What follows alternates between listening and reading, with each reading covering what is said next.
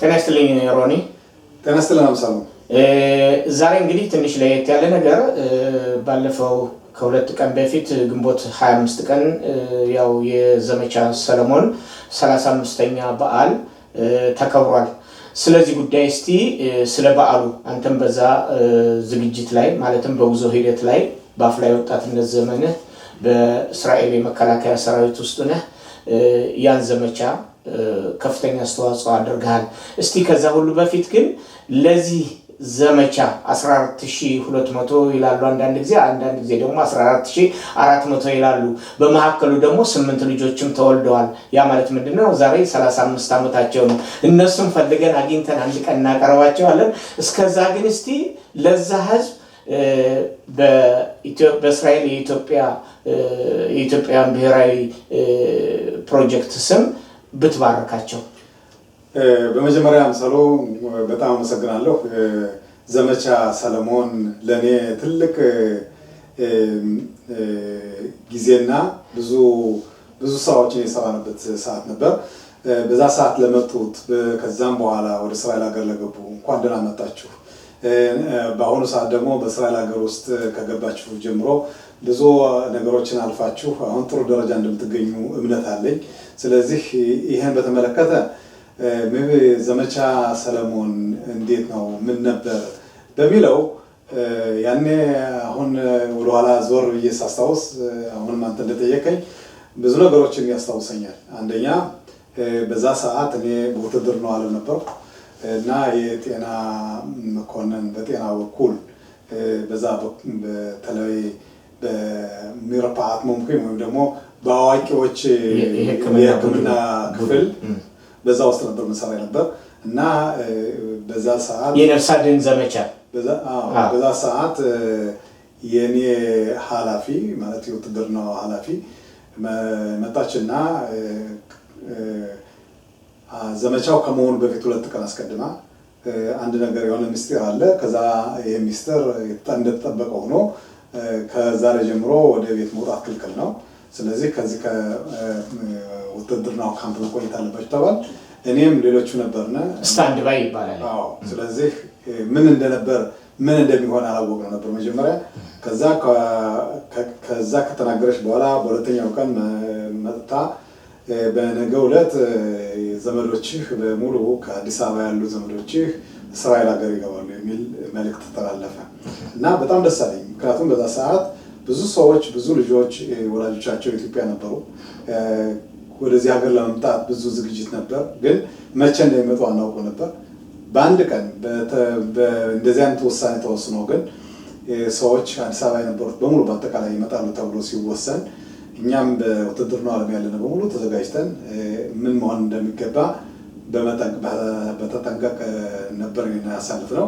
ከዛ ከዓርብ ማታ እንግዲህ ተጀመረ ማለት ነው። ሲጀመር እኛ የሆነ እንትን ነበር እንዲሁ በሰዎቹ አዋቂ ሰዎች የተባሉትኝ በተለይ ዶክተሮች እና የተለያዩ ባለሙያዎች አንድ ካምፕ ውስጥ እንደሚባል የሚቀበሉ ነገር ይላል። እንደዚህ ደርሰዋል፣ እንደዚህ መጥተዋል፣ እዚህ ላይ ደርሰዋል ኢንፎርሜሽን የሚቀበሉበት እኔም እዛ ውስጥ ነበርኩኝ። አሁን ከዛ ሲመጡ እንግዲህ አሁን እኛ መቀበል ጀመሩ። ሰዎች በዛን ሰዓት እዚህ ነው እዚህ ነው የተቀበልናቸው። ስንቀበል ያው የአውሮፕላን አብራሪዎችን እናገኛቸዋለን። እነሱም ይመጣሉ፣ ዶክተሮችም አሉ፣ ሌሎችም ሰዎች ነበሩ በዛ ሰዓት። አሁን ምንድነው ያሉት እንግዲህ ሰዎች ሲመጡ ምን መሆን አለበት? እንግዲህ ብዙ አውቶቡሶች ተቃርበዋል ወደ የተለያዩ ቦታዎች መወስዷቸው። ያኔ እኔ እንግዲህ ዓርብ ቅዳሜ 36 ሰዓት ያለምንም መኝታ 36 አውሮፕላኖች ቅድም ያልከው 14323 ሰዎችን እንደገና 5 ነው 6 ልጆች የተወለዱ 8 እንደዛ አካባቢ መሰለኝ። በአሁኑ ሰዓት ምናልባት 35 ዓመታቸው ነው። አሁን ምናልባት አሁን እንዴት መሰለ ብናገኛቸው ብናነጋግራቸው ስለመወለዳቸው የሚገልጹ ነገር ወላጆቻቸው ነው። በአሁኑ ሰዓት ቢወለዱ ግን መናገር ይችላል። ምክንያቱም ጥርስ አውጥቶ ነው የሚወለደው ያሁኑ ዘመን ልጅ እና ያኔ እንደዛ በሚሆንበት ሰዓት ብዙ ሰዎች ለምሳሌ ትልልቅ ሰዎች፣ አዛውንቶች፣ ልጆች፣ ህፃናት በዛ ሰዓት በአንድ ጊዜ በአንድ ላይ ስለመጡ ግማሾች የህመም ጉዳት የደረሰባቸው ነበር።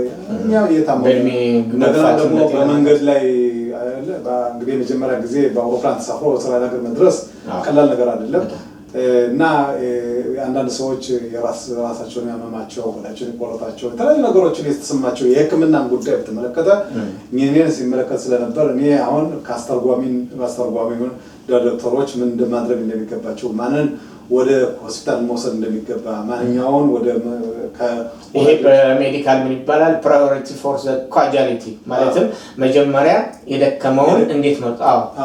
እኔ ትዝ ከሚለኝ አንድ ምናልባት እኔ አላውቃትም ግን ምናልባት ይሄን እንትን በምትሰማበት ሰዓት ባገኛትና በሰማ እንትሩን በጣም ደስ ባለኝ ነበር እንጋብዛቸው እና ምን ሆነ መሰለህ አንዳንዴ ምን ይሉኝ ነበር እስኪ ገባና ከአውሮፕላን ውስጥ እንኳን ደህና መጣችሁ እንኳን እስራኤል ሀገር እንኳን አደረሳችሁ በሚል መልእክት እንግዲህ እናስተላልፍ ነበር። ሰዎቹ ይመጣሉ፣ አዲስ ናቸው። ስለዚህ አሁን ከአውሮፕላን ውስጥ ገብቼ እንኳን ወደ እስራኤል ሀገር እንኳን በደህና አደረሳችሁ ምናምን በመልበት ጊዜ ሁሉም ያጨበጭባል፣ ሁሉም ይደሰታል። አሁን ምንድነው ያደረኩትኝ እስኪ እንደዚህ አሁን እንግዲህ ተረጋጉ፣ ከትንሽ ጊዜ በኋላ ከአውሮፕላን ትወጣላችሁ፣ በምትወጡበት ጊዜ ደግሞ ተጠንቅቃችሁ መውረድ የሚገባችሁ ምናምን በምንልበት ሰዓት አሁን ሰዎቹ እንግዲህ ልክ እንደ እንዳዩት መሰለኝ ግፊት ነገር ነበር ከአውሮፕላን ለመውጣት። አሁን በአጋጣሚ ለመውጣትም የነበረው በጣም አስቸጋሪ ነው። ሰው በሰው ላይ ነው። ስለዚህ ሰዎቹ ምክንያቱም ውጡ አሁን ወደ ውጭ መውጣት ትችላለች ሲባል ሰው በአንድ ጊዜ ሊወጣ ሲል ቀስ ብላችሁ ውጡ ምናምን እያለ ስናዘጋጅ አንድ ነገር አየን፣ አንድ ነገር ደረሰ። ምክንያቱም በአውሮፕላኑ ላይ ይሄ መሰላል አለ አይደል? መሰላል አሁን በአንድ በኩል ክፍት ነው። አሁን አንዲት ልጅ በዛ አካባቢ በዛ ወርዳ ወደቀች፣ በዛ ወደቀች ሾልካ። አሁን ከመሬት ስትወርቅ አሁን ብዙ ጉዳት ደረሰ። አሁን አምቡላንስ መጣ፣ ሰው ሁሉ ተባለ። አሁን ወደ ሕክምና እንደገና ቤተሰቦቿን ጨምሮ መስጠት ያስፈልጋል። አዲሶች ናቸው፣ ወደ የት ቦታ እንደሚሄዱ አያውቁም እና በጣም የተደናገረ ጊዜ ስለነበር ያንን ነገር ማረጋጋት ከዛ ለቤተሰቦቹ ልጅቱ በጣም ከፍተኛ ጉዳት እንዳልደረሰባት እና ሕክምና እንደምታገኝ ግልጽ በመግለጽ ሰዎች ወደ ሕክምና ሰደድ እንግዲህ በዚህ አይነት መንገድ አሁን በአብዛኛው እንግዲህ በእለት ማለትም በ24 ለ25 አጥቢያ የተደረገውን የጉዞ ሂደት ነው አብዛኛው ሰው የሚያውቀው። እኔ በዛ በትርጉም ስራ ሰራ ነበር። እንደገና ደግሞ ይሄን ነገር መንግስት ሲያስብ የእስራኤል መንግስት ሲያስብ እዛ በኢትዮጵያ የእስራኤል ኤምባሲ ጽህፈት ቤት የራሱ እቅድና ዓላማ ነበረው። አንድ ሚስጥር ነው የምናገረው። ያ ማለት ምንድነው?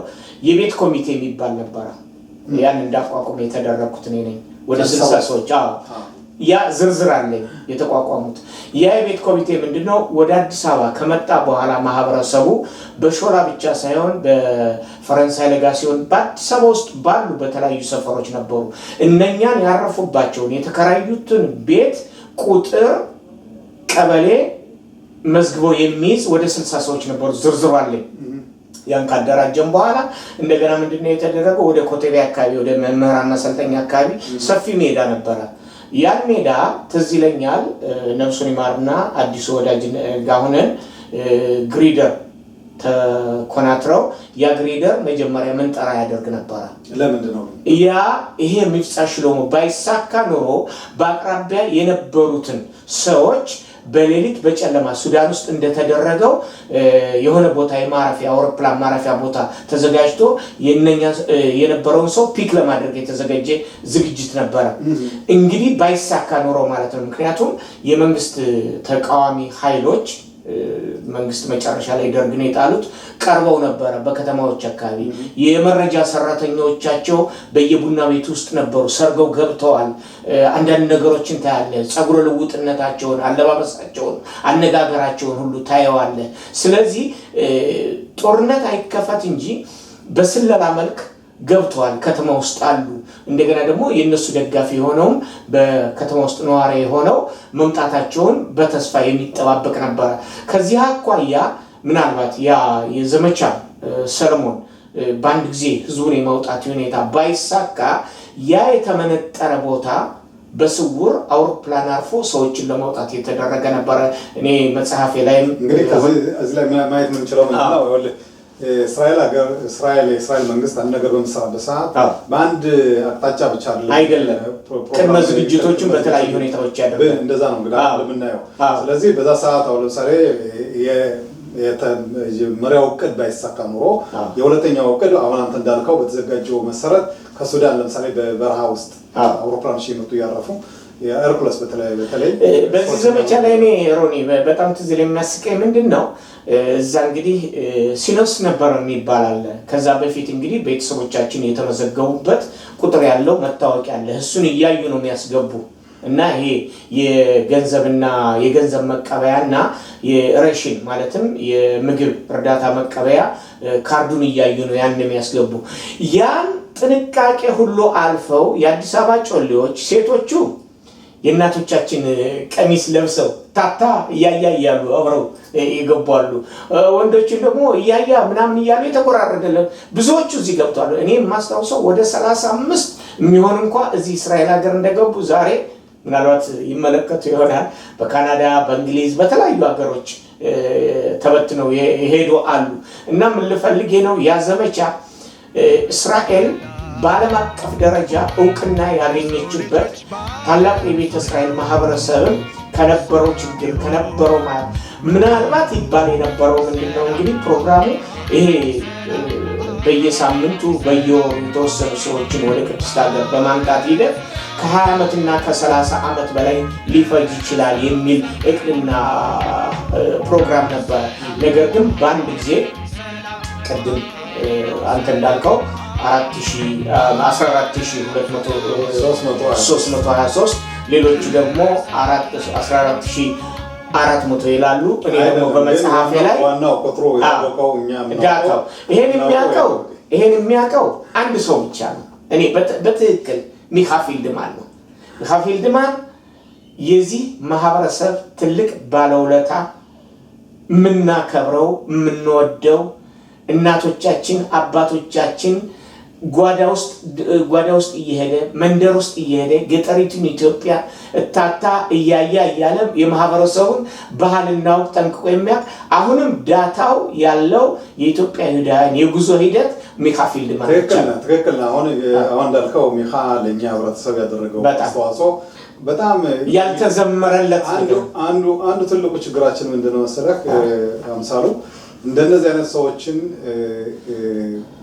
ማለት ክብር ለመስጠት የተደረገ በህብረተሰባችን ዘንድ አልተለመደም እና ምንም እንኳን ሚካ ከዚህም መጥቶ ከኛ ጋር በስራ በኩል የተለያዩ ነገሮችን መስራት ቢችልም ነገር ግን ለሚካ መደረግ የሚገባው ነገር አልተደረገም።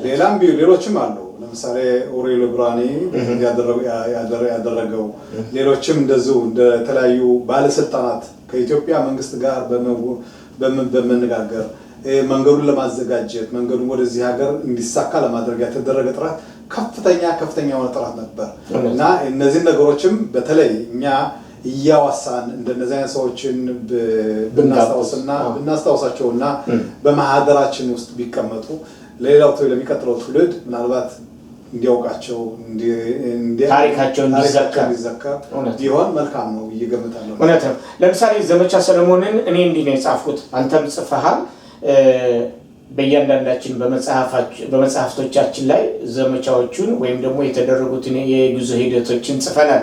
እኔ እንዲህ ነው የጻፍኩት ዘመቻ ሰለሞን በኢትዮ ሱዳን የበረሃ የእግር ጉዞ በርካታ ቤተ እስራኤላውያን የህይወት ዋጋ ከፍለው በመንገድ ላይ በደረሰባቸው የውሃ ጥምና ረሃብ በተጨማሪ በሱዳን የስደተኞች ሰፈር ውስጥ ለበሽታና ለመከራ እየተጋለጡ ብዙዎች የሞት ሰለባ መሆናቸው ሲታወቅ ከአደጋው የተረፉት በዘመቻ ሙሴ ወደ እስራኤል የመግባታቸው ወሬ በዓለም አቀፍ የህዝብ መገናኛ አውታሮች በስፋትና በጥልቀት በመሰራጨቱ የወቅቱ የዓለም ህዝብ የመነጋገሪያ አጀንዳ ከመሆኑም በላይ የበኩር ልጅ ስለሚባለው ህዝበ እስራኤል እግዚአብሔር በመጽሐፍ ቅዱስ ውስጥ በተለያየ ስፍራ የተናገረው የተስፋ ቃል ፍጻሜ ስለመሆኑ ሁሉንም አስደምሟልና የእያንዳንዱ ሰው እጣቱን ከንፈሩ ላይ በመጫን አግራሞቱን ገልጿል።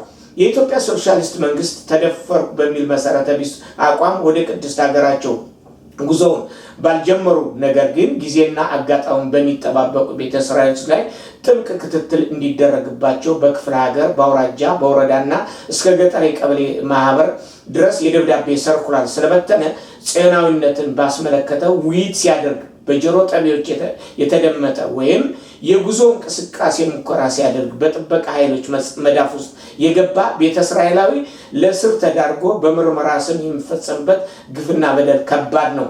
ነገር ግን የማህበረሰቡ አባላት ይህን ሁሉ አደጋና መከራ ከፊት ለፊታቸው ተደቅኖ በእድሜና በጾታ ሳይገደቡ ከጎንደር፣ ከፊል ትግራይ፣ ወሎ እንዲሁም ጎጃም በስውር ሳይሆን በግልጠት በጨለማ ሳይሆን በጠራራ ፀሐይ በተገኘው መጓጓዣ ወደ አዲስ አበባ በመጓዝ ከተማዋን ከማጨናነቃቸውን በተረፈ ማንነታቸውን ከመግለጽና ከማስተዋወቅ የታቀቡበት ጊዜ ካለመኖሩም በላይ የአዲስ አበባ ታዋቂና ጥንታዊ ሰፈሮች ማለትም ሾላ፣ ላምበረት፣ ኮተቤና ሌሎችም አጎራባች ሰፈሮች ከሰፊ ጅምር እስከ አልጋ መጣያ ቤት ከፍተኛ የሆነ በቤት ክራይ ይሰቃዩ ነበሩ። በዚህ ስቃይ ላይ እያሉ ነው እንግዲህ ይሄ የዘመቻ ሰለሞን ድንገት መምጣትና ወደ 14000 ወገኖቻችን ዛሬ ላሉበት ደረጃ ለመብቃት ይቻሉት። ለማንኛውም እንግዲህ ወገኖቻችን በዛች ዕለት ለመጣችሁ 35ኛ ዓመቱ ነው። አሁን እንኳን ደህና መጣችሁ። ሐሳባችሁን ግለጹልን።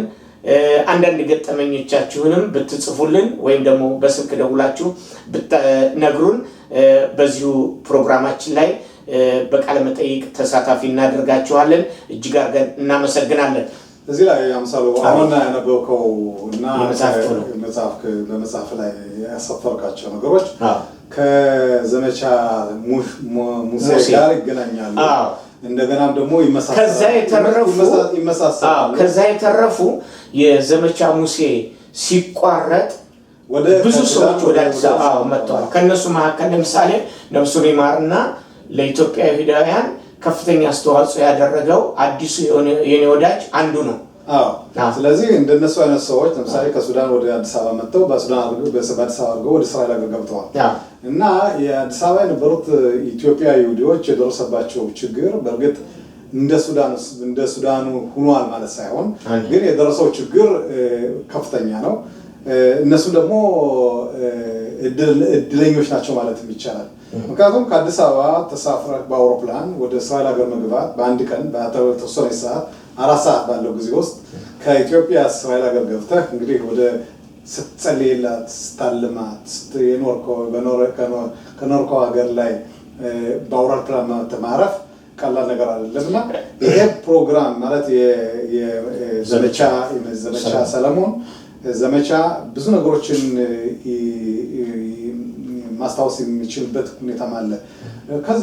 አምሳሉ አሁን እኮ እኛ የምንነገረው ሰዎቹ ወደ ከኢትዮጵያ እስራኤል ሀገር ገቡ ነው የምንለው። አሁን እኮ ሰዎች ሲገቡ እኮ እንዲሁ ብቸኛ ሆነው አይደለም የገቡት። ብዙዎቹ አባወራዎች ነበሩ፣ ልጆች ነበራቸው። የተለያየ የመጠለያ ሰፈር ነበር ያሳረፉት። ከዛም ለማረፍ ደግሞ በተንተናቸው የወጣበት አንዱ በሰሜን ሲሄድ አንዳንዱ ወደ ደቡብ። ምክንያቱም አንድ አካባቢ የነበሩ ሰዎች ተበታትነው የተቀመጡበትና ምንም እንኳን ከኢትዮጵያኖች ጋር ቢገናኙና ቢቀመጡም ምናልባት አብረው የተቀመጡ ሰዎች ማይተዋወቁ ሰዎች ነበሩ እና ከዛ በኋላ ነው እንግዲህ እንደገና እንደ አዲስ ሆኖ ስለ ሀገራቸው የነበሩበት ሁኔታ የማውራት ሁኔታ በአማርኛ የመነጋገር ሁኔታ የተፈጠረው። ከዛም ደግሞ እንደገና ልጆቻቸው ወደ ትምህርት ቤት መግባት ነበረባቸው እና እነዚህ ወላጆች ከገጠር ላይ የመጡት አሁን ትምህርት ቤት እንዴት እንደሚመዘገብ ሌላው ቀርቶ ባንክ ሄደህ እንኳን ባንክ ገንዘብ ለማውጣት የምትቸገርበት ሁኔታ እዛ ለምንመስለው ለምሳሌ ከሱዳኑ ጋር ፍጹም መወዳደራቸው የሰማይና የመሬት ያህል እርቀት አለው። ቅድምና እንዳልኩ እነ ሜካ ፌልድማን ትምህርት ቤት ለልጆች ከፍተው ነበር እዛ ኤምባሲ ውስጥ በመምህርነት ደረጃ የነበሩ የኛ ታላላቅ ወንድሞች በዳይሬክተርነት ትምህርት ቤቱን ይመሩ ነበር። ሕክምና የተስተካከለ ነበር። የምግብ አቅርቦት ስንዴው የተለያዩ እርዳታ በብዛት ይሰጥ ነበር። ከዚህ ጋር አንድ ነገር መጨመር እንፈልገዋለን። እኛ አሁን ለምሳሌ ኢትዮጵያ ይሁዶች ከኢትዮጵያ እስራኤል ሀገር ገቡ የሚለውን ነገር በጣም ጥሩ ነው ይሄን ማስታወሳችንና ማውራታችን። ነገር ግን ይሄን ነገር እንዲሳካ ያደረጉ ደግሞ የተለያዩ መስሪያ ቤቶችና የተለያዩ ድርጅቶች ነበሩ። ከነዚህ መካከል የማንረሳቸው አሁንም የምናሞግሳቸው ወደፊትም የምናሞግሳቸው የተባበሩት የይሁዶች ማህበር በአሜሪካ ውስጥ ያለው ከፍተኛ ተጽዕኖና ከፍተኛ ሚና የተጫወተ ለህብረተሰባችን ከፍተኛ ድጋፍና እርዳታ የሰጠ በአሁኑ ሰዓት በእርዳታው ላይ ያልተቆጠበ እርዳታ እስከ መለገስ እስካሁን ድረስ የሚሰሩ አገልግሎት የሚሰጡ ብዙ የተለያዩ ፌዴሬሽኖች አሉ እና በዚህ አጋጣሚ ለነዚህም ምስጋና ይገባቸዋል። ከዛ ቀጥሎ የእስራኤል ሀገር መንግስት እንግዲህ የእስራኤል ሀገር መንግስት ቤተ እስራኤላውያንን ከኢትዮጵያ ወደዚህ ለማምጣት እንዲሁ ዝም ብሎ ሄዶ አውሮፕላን መሳደፍ የምታመጣቸው ጉዳይ ሳይሆን ብዙ ጥረት ተደርጎ ብዙ ዘዴዎች ተፈጥረው ብዙ ገንዘብ ተከፍሎበት ሰዎቹ ወደ እስራኤል ወደ አለማት ሀገር እንዲገመጡ ያደረገች የእስራኤል ሀገር መንግስት በዚህ ላይ ልናመሰግናቸው ይገባል። እውነት ነው። እስቲ እንግዲህ 24 ለ25 አጥቢያ እና በተለይ 25 እንዴት እንደነበረ በኤምባሲ ግቢ ቅጥር ግቢ ውስጥ አንድ ነገር ለመናገር ፈልጋለሁ። የእስራኤል ኤምባሲ ካፍ እስከ ገደብ በቤተ እስራኤሎች ተሞልቷል።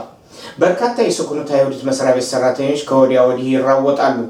ከተጓዦች ላይ የመታወቂያ ወረቀት በተለይም በገንዘብና የእህል እርዳታ መቀበያ ወረቀቶችን እየተቀበሉ በመመርመር በጉዞ ተራ ወደ አውቶቡሶች በመውሰድ ብዙ ጊዜ እየተመላለሱ ያሳፍራሉ። ተሰድረው ሲጠባበቁ የነበሩት በርካታ አውቶቡሶች ተጓዥ ቤተ እስራኤሎችን አጭቀው በማሳፈር እየተምዘገዘጉ በመሽከርከር ቦሌ ደርሰው እንደገና በፍጥነት ይመለሳሉ። ተጓዥ ቤተ እስራኤሎች ከአውቶቡስ እንደወረዱ በአስተናጋጅነት የሚያገለግሏቸው የእስራኤል መከላከያ ሰራዊት አባላት ሲሆኑ ከመካከላቸው የሕክምና ዶክተሮች ቅድም እንዳልከው የሕክምና ዶክተሮችና ነርሶች ነጭ ጋውናቸውን ደርበው ይስተዋላሉ። በእርግጥም የሕክምና ባለሙያዎች በጉዞ ዘመቻው ላይ መገኘት በሽተኞችን ለማከም ብቻ ሳይሆን እርጉዝ ሴቶች በምጥ ተይዘው 8 ልጆች ሲወለዱ እነዚህ ሐኪሞች በአዋላጅነት አገልግለዋል። መንገደኞች ግዙፍ ከሆኑት አውሮፕላኖች ሲገቡ ከእያንዳንዳቸው ግንባር ላይ ቁጥር ይለጠፍባቸዋል።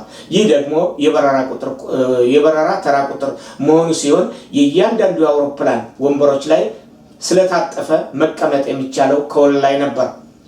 እንደ አውሮፓ አቆጣጠር ግንቦት 28 ቀን 1991 ዓመተ ምህረት እንደ ኢትዮጵያ አቆጣጠር ደግሞ ግንቦት 16 ቀን 1983 ዓመተ ምህረት ዕለተ ዓርብ ንጋት ላይ የተጀመረው ዘመቻ ሰለሞን በ36 ሰዓታት የበረራ ጊዜ ውስጥ ቁጥራቸው 14000 ስንት ነው ያልከው?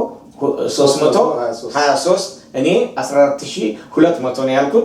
ቤተ እስራኤል ወደ ተስፋዬ ምድር ለመግባት ችለዋል። እዚህ ጋር ለማስተካከል ያህል ምናልባት በአሁን እንዳልከው የሚብጻ እሱ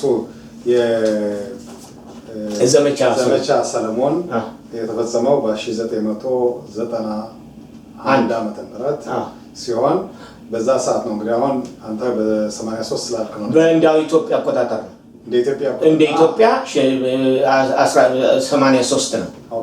እና አንድ ነገር ከዚህ ላይ እኔ ማስታወሰው ነገር አለ።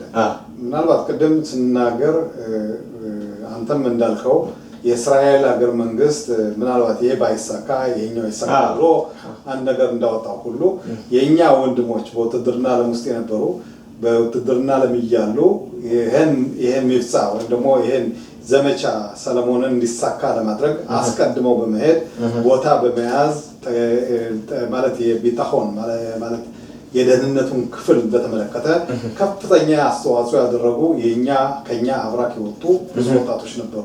ከዛም ተጨማሪ እንዲሁ በአስተርጓሚነት በተለያዩ መንገድ ህብረተሰቡን ለመርዳት ከዛ ለማስተባበር ደግሞ ከዚህ የሄዱ ብዙ ወጣቶች ነበሩ። በየአውሮፕላን ውስጥ የተለያዩ ወጣቶች የሚያስረዱ የሚናገሩ ነገሩን ከባድ እንዳይሆን በቀላል መንገድ እንዲፈታ ብዙ ጥረት ያደረጉ የኛ የህብረተሰባችን ወጣቶችም በዛው አካባቢ ተሳትፈዋል እና በዚህ ሰዓት እነዚህም ሰዎች ሁሉን ያደረጉት የሁሉ ትብብር በመጨረሻ ጥሩ ውጤትን አስገኝቷል። የህብረተሰባችን እዚህ ሀገር መጥቶ አሁን ባለበት ደረጃ ማየቱ በእኔ አሁን በአሁኑ ሰዓት ምናልባት በዛ ሰዓት የመጡ አሁን ልጆቻቸው ከዚህም ተወልደው አሁን በእኛ ፕሮግራም ውስጥ የታቀፉ በምናደርገው የመንገድ ሂደት ጥናት ብዙዎቹ አንዳንዶች እንደዚህ አይነት ነገሮችን ጽፈው ስላየሁኝ በዚህ ሰዓት በጣም ደስ እያለኝ እናንተ ቀጥሉ ታሪካቸውንም ወደ እንዲኖር በዚህ ፕሮግራም ባለው በቲውል በሚለው ፕሮግራም እንዲጻፍ እንዲመዘገብ ተዘክሮ እንዲኖር በዚህ ላይ ከፍተኛ ጥረት እንድታደርጉ በዚህ አጋጣሚ እውነት ነው። ይኸውልህ በተለይም አሁን እንግዲህ የኛ ከዚህ የነበሩት ወጣቶች አንተን ጨምሮ በዛ የዘመቻ ሂደት ላይ የመሳተፉ ሁኔታ ማን ይሁዲ ነው ማን ይሁዲ አይደለም የሚለውን ነገር ለይቶ ለማወቅም ከፍተኛ አስተዋጽኦ አበርክቷል። ያም አንድ ነገር አለ እዚህ ገና የጻፉት የቤተ እስራኤል ማህበረሰብ አባላት ወደ ቅድስት ሀገራቸው ለመጓዝ አዲስ አበባ ከተማ ውስጥ ሲገቡ የአይሁድነት ዝርያ ያልነበራቸው ቢኖራቸውም ደግሞ ለረጅም ዓመታት ከእምነትና ከሃይማኖታቸው ርቀው የኖሩ በርካታ ሰዎች ተቀላቅለው ከጎንደር ከትግራይ ከወሎና ከፊል ጎጃም ስለመጡ ትክክለኛውን የቤተ እስራኤሎች የሰው ኃይል ለማወቅና እነማን ወደ እስራኤል ሀገር የመጓዝ መብት እንዳላቸው ለመለየት በኢትዮጵያና በእስራኤል መንግስታት መካከል የጎላ ችግር ከመስተዋሉም በላይ ውዝግብ ፈጥሮ ነበር። ተመልከት። በኢትዮ እስራኤል የመንግስታት መካከል ያጨቃጭቅና እምነት ያሳጠው የቤተ እስራኤሎች አሃዝ አንዳንድ ጊዜ 15000 ሌላ ጊዜ ደግሞ 20000 የሚል ሪፖርት ይለዋወጡ ስለነበር ትክክለኛውን የሰው ኃይል ለማወቅ የረዳቸው ቅድም እንዳልከው የአሜሪካ ጆይንት ዲስትሪቢዩሽን ኮሚቴ ወይም ኤጄዲሲ በየካቲት ወር 1991 ዓ.ም ለ19000 ሰዎች ክትባት መስጠቱን በማስረጃ የተደገፈ ሪፖርት ስለነበረው ከዚያ አሃዝ በመነሳት 18000 ቤተ እስራኤሎች መኖራቸው በሁለት ሀገራት መካከል ስምምነት ላይ ከመደረሱም በላይ እስራኤል የዘመቻ ሰለሞንን እቅድ በዚሁ የህዝብ ቁጥር ላይ ተግባራዊ ለማድረግ ወሰነች። ተመልከት እንግዲህ አሁን ይሄ ክትባቱ ይሄን ያደረጉት ድርጊቶች ነበሩ ይሄን ነገር እንዲሳካ ይሄኮ አሁን እንዳየው በሚሳ ማለት ዘመቻ ሰለሞን በመመለከትበት ጊዜ ዘመቻ ሙሴን በመመለከትበት ጊዜ ይሁዲዎች ልክ እንደ ሙሴ በባህሩ እንደተከፍሎ በዛ ውስጥ እንደሉት ሁሉ የኛም ደግሞ በዛ ሰዓት ጭነት በሚደረግበት ጊዜ በዚህና በዚህ ቆሞ ይመለከት የነበረው ሌላው ክፍል ማለት ይሁዲው አልሆነ ማለት ነው ቤተ እስራኤል አልሆነ ማለት ነው።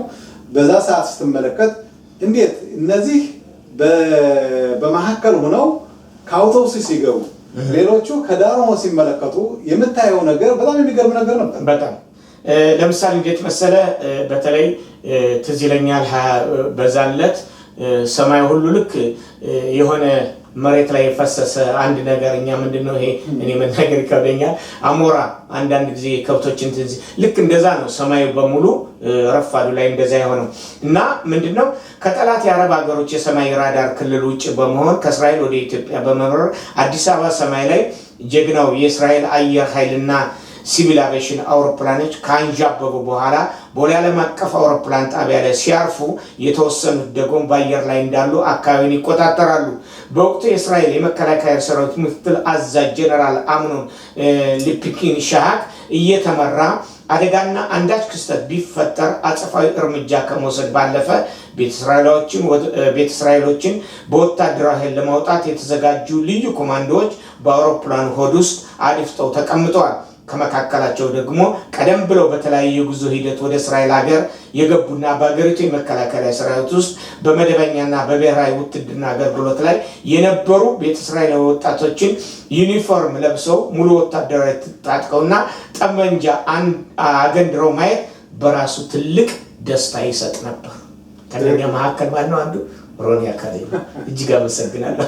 በጣም አመሰግናለሁ እና ስለነበረን ጊዜ እጅግ አድርገን እናመሰግናለን። አሁንም በድጋሚ ውድ ወገኖቻችን እንኳን ደህና መጣችሁ። እንግዲህ ትውልድ ተሻጋሪ የሆነ ታሪክን ማስተላለፍ ለልጆቻችን ማስተማር ግድ ስለሚለን ስለነበረን ጊዜ እጅግ አድርጌ አመሰግናለሁ። በሚቀጥለው ጊዜ በተመሳሳይ ፕሮግራም እስከምንገናኝ ድረስ ፕሮግራማችን በዚህ እናጠናቅቃለን። እናመሰግናለን።